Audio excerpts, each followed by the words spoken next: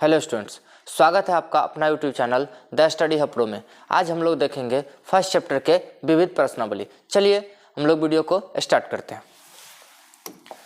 सबसे पहला क्वेश्चन कहा गया है, भाज्य ए और भाजक बी के लिए a बराबर बी क्यू प्लस आर में r के लिए कौन सा कथन सत्य है। हमें कहा गया r के लिए कौन सा कथन सत्य है, तो हम समझते हैं कि यह a बराबर बी क्यू प्लस आर क्या है। ए हमारा वह संख्या होता है जिसमें भाग दिया जाता है, बी हमारा वह संख्या होगा जिससे भाग दिया जाएगा। भाग के बाद जो आता है क्वोशेंट, इसको क्यू से डिनोट करते हैं, जो रिमाइंडर आता है उसको आर से डिनोट करते हैं। हमें कहा गया आर के लिए कौन सा कथन सत्य होगा। आर के लिए देखिए हम यहाँ पढ़ते हैं ए बराबर बी क्यू प्लस आर में आर जो है आपका जीरो के बराबर या जीरो से बड़ा होता है, लेकिन बी से छोटा होता है। इस केस को समझिए, फिर ऑप्शन पे चलते हैं। ऑब्जेक्टिव क्वेश्चन था, बनाना इजी है, लेकिन इसको समझना बेहद जरूरी है। क्या देखिए आर के लिए क्या कथन सत्य है, तो जब भी हम भाग देते हैं तो भाग देने में क्या होगा, या आपका जो शेष है, शेष हमेशा दिए गए संख्या से यानी जिससे भाग लगाना उससे हमेशा कम होगा। और कितना कम होगा, तो भाई यहाँ 0 हो सकता है, 1 हो सकता है, 2 हो सकता है, 3 हो सकता है, 4 हो सकता है।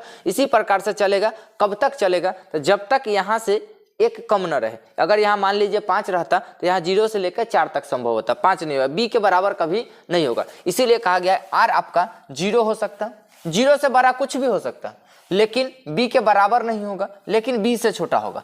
ऑप्शन नंबर आपका सी में है, इसीलिए आपका ऑप्शन नंबर सी सही हो जाए। चलिए नेक्स्ट क्वेश्चन की तरफ चलते हैं।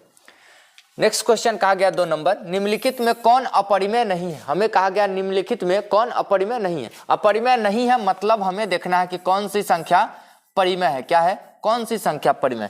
परिमेय किसको कहते हैं, तो भाई परिमेय किसको कहते हैं, जो हमारा P अपन Q के रूप में लिखा जा सके वह परिमेय है। हमें कहा गया अपरिमेय नहीं है, इसका मतलब परिमेय है, यानी हमें देखना है इस 4 ऑप्शन में हमारा कौन परिमेय है। तो देखिए पाई एक अपरिमेय संख्या, रूट 7 अपरिमेय संख्या, ऊपर रूट नीचे रूट, इसको अगर काटा जाए तो 2 अभाज्य संख्या 7 अभाज्य संख्या, रूट से बाहर नहीं जाएगा, तो 3 ऑप्शन हमारा अपरिमेय आ गया। चौथा ऑप्शन आपका है, इसको चेक कीजिए, 3 तो आपका परिमेय है। 75 के चेक किया जाए, 75 को हम लिख सकते हैं 25 तिया 75, यानी कि 3 गुने, इसको कहेंगे 25 के लिए 5 गुने 5 गुने 5, 25 गुने 3 50, 25 और 3 75, बटा में यहाँ 16 तिया 48 है, 16 तिया 48 को 4 गुने 4 गुने 3 लिख सकते हैं। इसको समझिए, 3 ऊपर रहेगा, 2 बार 5 होने के कारण 5 बाहर निकल जाएगा, रूट के अंदर बचेगा कितना, तो रूट के अंदर आपका 3 आ जाएगा। नीचे देखिए 2 बार 4 होने के कारण 4 निकल जाए, रूट के अंदर 3 बच जाएगा। यहाँ से देखिए रूट 3 से रूट 3 कैंसिल हो जाएगा, ये आपका 5 तिया 15/4, ये आपका कैसी संख्या है, परिमेय संख्या है। क्या है, परिमेय संख्या, यानी कि ऑप्शन नंबर आपका डी सही हो जाएगा। क्या हो जाएगा, ऑप्शन नंबर डी। चलिए नेक्स्ट क्वेश्चन की तरफ चलते हैं। नेक्स्ट क्वेश्चन कहा गया है, निम्नलिखित में कौन सा भिन्न का दशमलव प्रसार शांत होगा। कहा गया निम्नलिखित में कौन सा भिन्न का दशमलव प्रसार शांत होगा। हमें कहा गया है कि भाई कौन सा भिन्न है जिसका दशमलव प्रसार शांत होगा। शांत के केस में क्या कहते हैं कि शांत कब हो जाएगा आपका, शांत के केस में हम समझते हैं यदि किसी संख्या का q 2 के पावर m गुने 5 के पावर n के रूप का होता है, या 2 के पावर m या 5 के पावर n के रूप का होता है, तो हम कहते हैं शांत है। चेक कीजिए 105 15 7 105, यानी 3 5 7 आएगा। यहाँ क्यू की बात किया जाए तो इसका क्या है, क्यू कितना जाए, 3 5 7 15 7 105 होता है, यानी कि ये 3 3 5 7 आएगा, या 2 5 के रूप में नहीं आएगा, अशांत हो जाएगा। यहाँ देखिए 7 3 21, 7 3 21, इसको लिख सकते हैं, इसका क्यू क्या आ जाएगा, 3 7 21, इसके 10 के लिए 1 2 1 5। इसका देखिए 88, इसका क्यों बात किया जाए तो 88 के 11 8 88, 88 के 2 के पावर 3, यानी 8 के लिए 2 के पावर 3 है, उसके बाद 11। यह आपका 3 अशांत है, तो यह आपका शांत होगा। क्यों, 160 की बात किया जाए, इसका क्यों चेक कीजिए, तो 16 के 2 दूनी 4 दूनी 8 दूनी 16, यानी 2 के पावर 4, 1 0 के लिए, यानी 10 के लिए 1 2 1 5। तो देखिए यह क्यों इसका अगर आएगा तो 2 के पावर 5 गुने 5 के पावर 1, तो यह आपका शांत का केस आ जाएगा। क्या आ जाएगा, शांत, यानी ऑप्शन नंबर आपका डी सही हो जाएगा। क्या हो जाएगा, ऑप्शन नंबर डी। चलिए नेक्स्ट क्वेश्चन देखते हैं। नेक्स्ट क्वेश्चन कहा गया 2 और 3 के अतिरिक्त कोई अभाज्य संख्या अवश्य ही 6 के या डैश के रूप का होगा। हमें क्या कहा गया, 2 और 3 के अलावा कोई भी अभाज्य संख्या हो, यानी 2 का हो 3 का हो, इसके अलावा कोई भी संख्या अगर अभाज्य हो, तो कहा गया कि भाई एक तो 6 के +1 होगा, या किससे किस रूप का पाया जाएगा। यहां समझिए, अगर अभाज्य होगा तो हमें जो रूप दिया गया इस रूप को समझिए। हमारे इस रूप में संख्या क्या क्या बन सकता है, तो एक 6 के बन सकता था, एक बन सकता था 6 के प्लस 1, एक बन सकता था 6 के प्लस 2, एक बन सकता था 6 के प्लस 3 बन सकता था, एक बन सकता था 6 के प्लस 4 बन सकता था, एक 6 के प्लस 5 बन सकता था। अब इसके आगे नहीं बने, क्यों? क्योंकि यह ए बराबर बी क्यू प्लस आर का रूप है। क्या है? ए बराबर बी क्यू प्लस आर का रूप है। बी हमारा 6 है, तो आर हमारा अभी फर्स्ट क्वेश्चन में देखे थे बी और आर के साथ संबंध, आर जो होता है बी से छोटा होता है। तो यहाँ बी 6 है, इसका मतलब आर अधिकतम 5 तक होगा। कहाँ से? 0 से। तो यहाँ 0 है, 1 है, 2 है, 3 है, 4 है, 5 है। इतना केस पॉसिबल था जो हमने बनाया। अब इसमें कहा गया था कि भाई 2 और 3 के छोड़ के अगर कोई दूसरा अभाज्य संख्या हो, यानी 2 नहीं होना चाहिए, 3 नहीं होना चाहिए, इसके अलावा कोई भी अभाज्य संख्या हो, तो इस रूप में से किस रूप को पालन करेगा? देखिए, पहला तो कहा गया 6 के प्लस 1 के रूप का पालन करेगा, यह क्वेश्चन का। इसके अलावा किसके साथ पालन करेगा? तो यहाँ समझिए, इस रूप को समझिए। के बदले में यहाँ कुछ भी रखिएगा, 0 रखते हैं पूरा टर्म 0 होगा, 1 रखिएगा 6 का पहाड़ा बने, यानी सारा पहाड़ा 6 का होगा। और जो 6 के पहाड़ा होगा वह अभाज्य संख्या तो होगा नहीं, यानी यह केस पहले फॉलो नहीं करेगा। आगे चेक कीजिए, इसका यह 6 का टेबल बनेगा, इसमें 2 जोड़िएगा, सम संख्या बनेगा, सम संख्या अभाज्य संख्या नहीं होगा। यहाँ चेक कीजिए, 6 के प्लस 3, 6 आपका 6 के पहाड़ा देगा, और साथ में 3 जोड़िएगा, तो 6 और 6 के साथ 3 जोड़िएगा, यानी यह 3 से पक्का भाग लग जाएगा, यानी यह 3 के पहाड़ा में आ जाएगा, यह अभाज्य नहीं होगा। यहाँ चेक कीजिए, यह सम संख्या आएगा, और सम संख्या में 4 जोड़िएगा, यानी 6 के पहाड़ा सम संख्या, उसमें 4 जोड़िएगा तो सम आ जाएगा, तो यह आपका सम का केस आएगा, यह भी अभाज्य नहीं होगा। इसका देखिए 6, या 6 आएगा, 6 में 5 दीजिएगा 11, 11 अभाज्य संख्या। अगर 2 लेते तो 6 दूना 12, 5 17, 17 भी अभाज्य संख्या, यानी कि यह अभाज्य का रूप देगा। क्या देगा? यह एक अभाज्य का रूप देगा, यानी कि आपका क्या हो जाएगा, 6 के प्लस 5 के जो रूप की संख्या है, यह आपका क्या देगा? अभाज्य देगा। क्या देगा? अभाज्य। उम्मीद है कि आपको समझ में आ रहा होगा। अगर वीडियो अच्छा लग रहा हो तो वीडियो को लाइक करें, चैनल पे नए हैं तो चैनल को जरूर सब्सक्राइब कर ले, समझे। चलिए आगे की तरफ चलते हैं। आगे का क्वेश्चन कहा गया है, यदि भिन्न P बटा Q के रूप में हो। कहा गया यदि भिन्न जो है P बटा Q के रूप में हो, और Q 2 के पावर 7 गुने 5 के पावर के रूप का हो। कहा गया Q हमारा क्या है? 2 के पावर 5 गुने 2 के पावर 7 गुने 5 के पावर 5 के रूप का हो, तो भिन्न दशमलव का होगा। तो देखिए, हम जानते हैं कि किसी भी संख्या का Q जो है 2 के पावर m गुने 5 के पावर n के रूप का होता है, तो इसको हम कहते हैं क्या? शांत दशमलव कहते हैं। क्या कहते हैं? शांत दशमलव कहते हैं। तो हमें पूछा था कि भाई क्या हो जाएगा, या अगर यह 2 के पावर 7 गुने 5 के पावर के रूप में होगा तो इसका दशमलव प्रसार क्या हो जाएगा? इसका दशमलव प्रसार आपका शांत हो जाएगा। क्या हो जाएगा? शांत हो जाएगा। क्या हो जाएगा? शांत। चलिए नेक्स्ट क्वेश्चन की तरफ चलते हैं। नेक्स्ट क्वेश्चन कहा गया, यदि भिन्न P बटा Q के रूप में हो, और Q हमारा 6 के पावर n गुने 5 के पावर n का रूप का है, और P जो है 3 के पावर n के रूप का है, तो भिन्न संख्या का दशमलव प्रसार क्या होगा? देखिए क्वेश्चन सिंपल है, लेकिन बच्चे को बुड़बक बनाने की पूरा कोशिश किया गया है, समझे। चलिए पहले समझिए इस रूप को क्या कहा गया। कहा गया है जब संख्या P अपन Q के रूप में हो, तो हमें कहा गया, पहली बात तो P कहा गया है क्या है, तो P के बदले में कहा गया 3 के पावर n है। P हमारा क्या कहा गया? 3 के पावर n है। साथ में Q क्या कहा गया? Q को चेक कीजिए, Q आपका है 6 के पावर n गुने 5 के पावर n है। या देखिए, हम इसलिए हंस रहे थे कि भाई यह पूरा बुड़बक बनाने की कोशिश किया गया। क्या क्यों किया गया है? तो देखिए, हम जानते हैं 2 और 5 के रूप में होगा, शांत होगा, और यहाँ 6 रख के सिर्फ बुड़बक बनाया जा रहा है कि भाई यह 6 आएगा तो बच्चा समझे क्या है? अशांत है। देखिए इसी के लिए ऊपर लगा दिया गया था कि बच्चा को नीचे जिसको देखने की आदत है वह शांत लगाएगा, अशांत लगाएगा, सॉरी क्या लगाएगा? अशांत। लेकिन यहाँ समझने की बात है। देखिए इसको हम क्या कह सकते हैं? 3 के पावर n बटा 6 के पावर n के कह सकते हैं, 2 गुने 3 के पावर n, और साथ में इधर 5 के पावर n चल रहा है। यहाँ समझिए इसको हम क्या कह सकते हैं? इसको कह सकते हैं 3 के पावर n बटा, या दोनों के पावर अलग अलग कर देंगे तो 2 के पावर n गुने 3 के पावर n हो जाएगा, और साथ में इधर 5 के पावर n चल रहा है। 3 के पावर n से 3 के पावर n जाएगा, तो ऊपर बचा 1 और नीचे कितना बचा? 2 के पावर n गुने 5 के पावर n। अगर 2 और 5 के रूप में रहे तो कैसी संख्या होती है? इसका दशमलव प्रसार शांत होगा। तो पूछा था दशमलव प्रसार क्या हो जाएगा? तो दशमलव प्रसार हमारा शांत हो जाएगा। क्या हो जाएगा? दशमलव प्रसार आपका शांत हो जाएगा। चलिए नेक्स्ट क्वेश्चन की तरफ चलते। नेक्स्ट क्वेश्चन आपका कहा गया कि भाई रूट 20 एक कैसी संख्या। रूट 20 की बात किया जाए तो रूट से बाहर 20 नहीं निकलेगा। क्यों नहीं निकलेगा चेक कर लीजिए। 5 चौका 20 कहेंगे, 4 के लिए 2 और 2, 5 चौका 20 है, 2 बार है बाहर निकल जाए, यानी 2 रूट 5 है। देखिए 2 तो बाहर निकल गया लेकिन रूट 5 बाहर नहीं निकला। जब रूट 5 बाहर नहीं निकला तो ये अपरिमेय संख्या हो जाएगा। क्या हो जाएगा? अपरिमेय संख्या। अपरिमेय संख्या। आगे कहा गया पाई एक डैश संख्या है। पाई आपका 100% अपरिमेय संख्या। जब भी पाई आए तो ये आपका कैसी संख्या हो जाएगी? अपरिमेय संख्या हो जाएगी। क्या हो जाएगी? अपरिमेय संख्या आएगी। अब बात करते हैं, कभी कभाली इससे भी बुर्बक बनाता है। क्या बनाएगा? तो आपका कह सकते हैं कि पाई का मान कितना होता है? 22/7। पाई का मान कितना होता है? 22/7। अब पूछेगा 22/7 आखिर कैसी संख्या?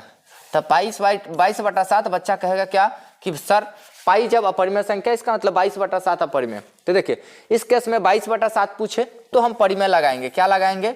परिमेय लगाएंगे। क्यों लगाएंगे परिमेय? तो भाई 22/7 P/Q के रूप की संख्या। लेकिन गलती से कहे कि भाई पाई का मान, क्या कहे? पाई का मान 22/7 कैसी संख्या है? क्या कहे? कैसी संख्या है। आपसे अगर यह पूछे कि भाई पाई का मान है, पाई का मान कितना है? 22/7, यह कैसी संख्या है? यह आपकी अपरिमेय संख्या हो जाएगी। क्या हो जाएगी? अपरिमेय संख्या। देखिए क्वेश्चन केवल 22/7 कहे, आपका एक क्वेश्चन यह रहा केवल 22/7 कहे तो परिमेय, लेकिन कहे यह पाई का मान है तब पूछे कि 22/7 क्या है, तब यह परिमेय। क्योंकि पाई से रिलेशन जब भी 22/7 का आएगा तो यह परिमेय होगा। लेकिन 22/7 की बात किया जाए तो 22/7 P/Q के रूप की संख्या ये आपका परिमेय आएगा। उम्मीद है समझ में आया होगा। चलिए नेक्स्ट क्वेश्चन की तरफ चलते हैं। नेक्स्ट क्वेश्चन कहा गया संख्या इतना एक संख्या है। कैसी संख्या भाई? देखिए दशमलव प्रसार को ठीक से देखिए, यहाँ 0 1 2 0 1 2 और इसी प्रकार से चल रहा है 0 1 2 0 1 2 0 1 2 चल रहा। तो यह हमारा क्या आ जाएगा? तो भाई यह आपका अशांत तो होगा। क्या होगा? अशांत तो होगा। अशांत के साथ साथ क्या होगा? आवर्ती होगा। क्या होगा? आवर्ती होगा। आवर्त दे रहा है यह। कैसी संख्या हो जाएगी? आपका आवर्ती संख्या होगी। तो अशांत आवर्ती आपका परिमेय संख्या होता है। क्या होता है? परिमेय संख्या होता है, क्योंकि इसको हम P/Q के रूप में बदलते हैं। तो ये आपका कैसी संख्या हो जाएगी? परिमेय संख्या होगी। क्या हो जाएगी? परिमेय संख्या। नेक्स्ट क्वेश्चन की तरफ चलते हैं। नेक्स्ट क्वेश्चन कहा गया एक मिठाई विक्रेता के पास 420 काजू तथा एवं 130 बादाम बर्फी है। क्या कहा गया? एक दुकान का एक मिठाई का विक्रेता है जिसके पास 420 काजू की बर्फी है। उसका बाद कहा गया 130 बादाम बर्फी है। कहा गया वह मिठाइयों के ढेर एक ट्रे में इस प्रकार लगाना चाहता है कि प्रत्येक ढेर में मिठाई समान संख्या में हो एवं ट्रे की न्यूनतम जगह ले सके। यानी कि ट्रे में न्यूनतम जगह ले लेकिन संख्या क्या हो? समान हो।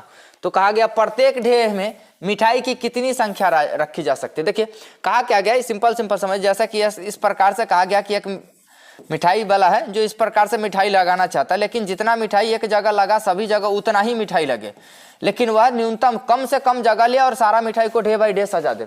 ऐसी कैसी संख्या होगी जो इस मिठाई को प्रॉपर बराबर संख्या में लगा सकते हैं। तो देखिए हमें कहा गया वह न्यूनतम जगह लेना चाहिए, यानी न्यूनतम मान पूछा है जो इसको पूरा लगा सके। तो देखिए लसा और मसा समय समझना होता है। मसा जब भी निकलेगा तो भाई मसा सबसे छोटा मान होता है जो इस दोनों में भाग लगाता है, और लसा वह संख्या हो जाए दिए गए संख्या से भाग लगता है।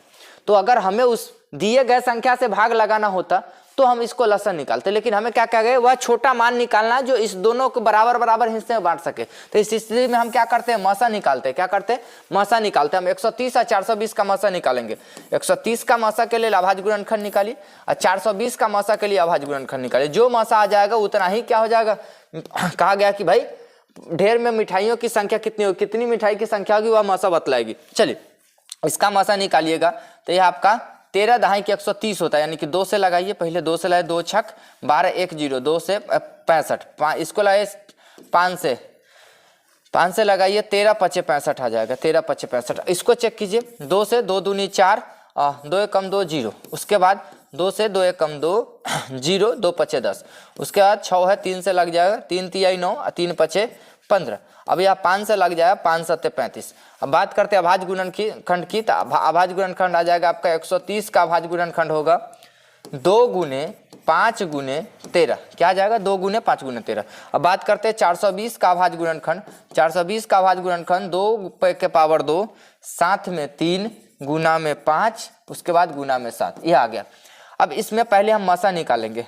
मासा जो आएगी वही आपका ढेरों की संख्या होगी, प्रत्येक ढेर में मिठाई की संख्या होगी। तो देखिए मासा की बात किया जाए तो सबसे कम 2 एक बार है, सबसे कम कितना है 1 बार है, उसके बाद 5 भी 1 बार है, 2 आपका 1 बार है, उसके बाद 5 भी दोनों में 1 बार है, यानी कि यह मासा कितना आ जाएगा 10। तो हमसे पूछा है कि भाई प्रत्येक ढेर में मिठाई की कितनी संख्या होगी, तो हम कहेंगे इसीलिए प्रत्येक ढेरों में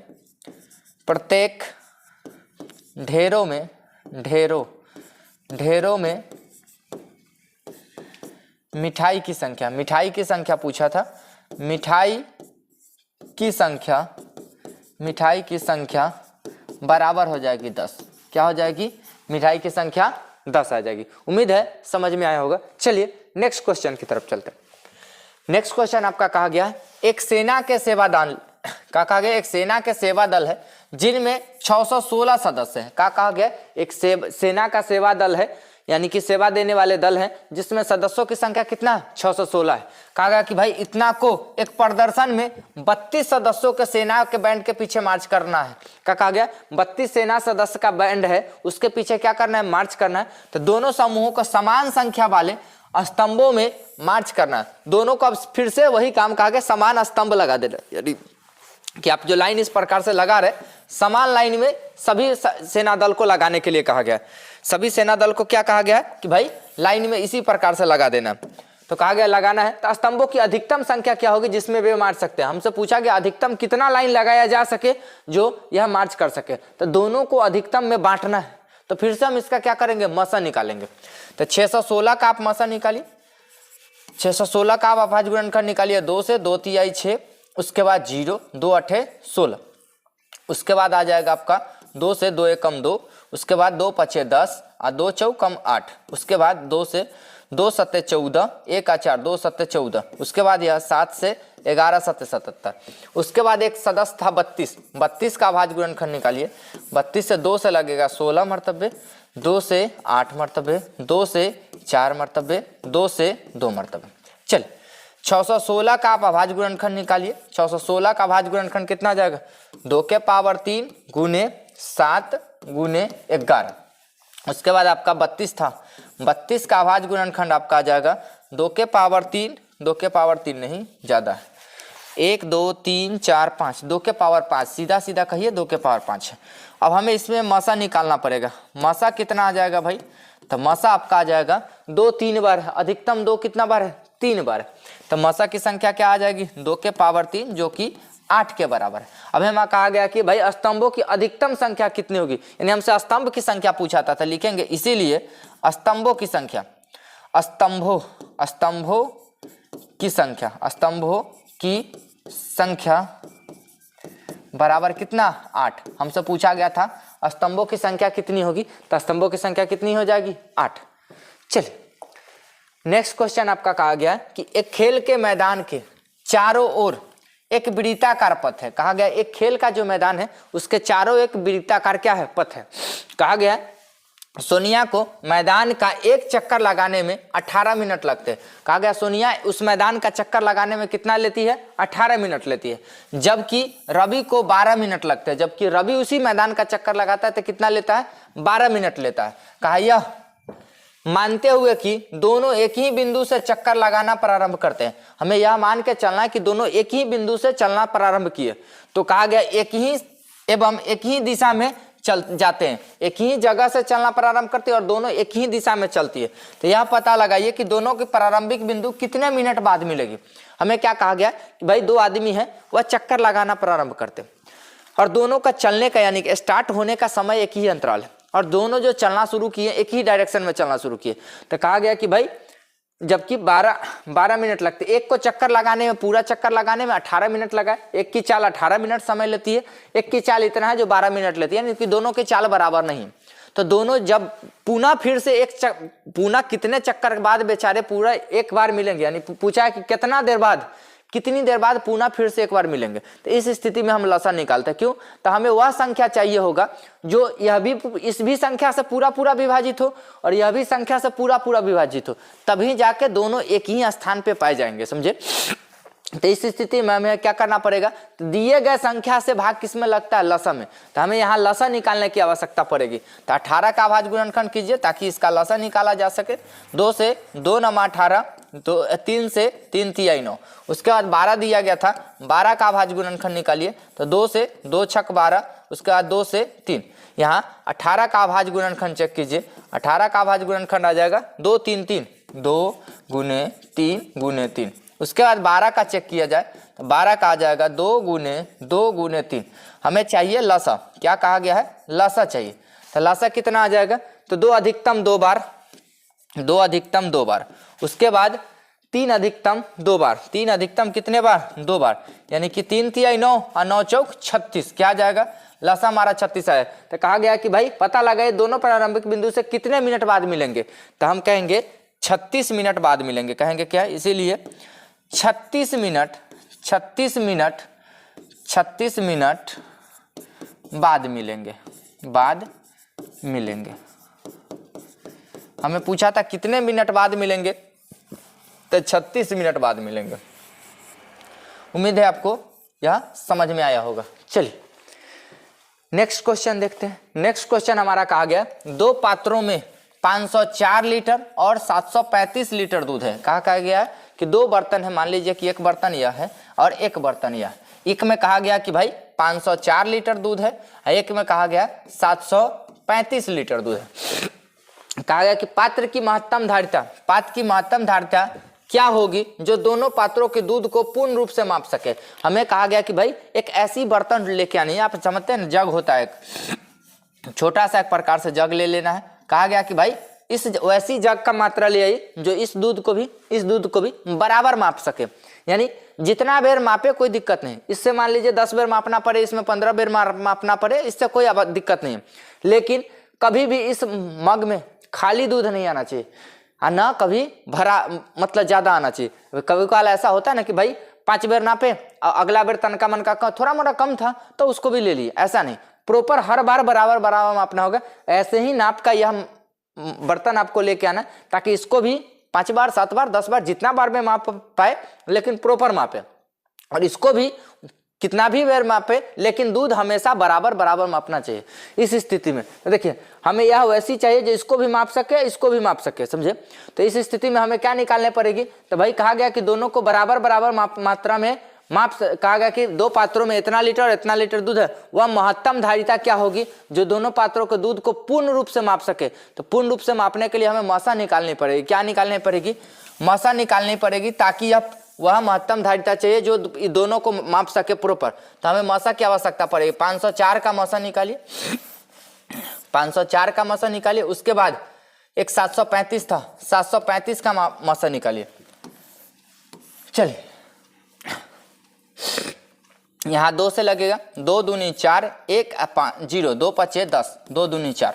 उसके बाद 2 से लगाइए, 2 एकम 2। उसके बाद 2 दूनी 4, 1 2, 2 छक 12, 2 से 2 छक 12, 2 तिहाई 6। यहाँ 3 से लग गया, 3 दूनी 6, 3 एकम 3। यहाँ 3 से लगा 3 सते 21। इसको लगाइएगा, इसको थोड़ा इधर रखिए ताकि कैलकुलेशन करने में जगह मिले। चलिए यहाँ लगाइएगा, 7 3 10 5 15। 3 से लग जाएगा, 3 दूनी 6, 1 3, 1 3 यानी 12, 3 चौका 12, 1 5 3 5 15।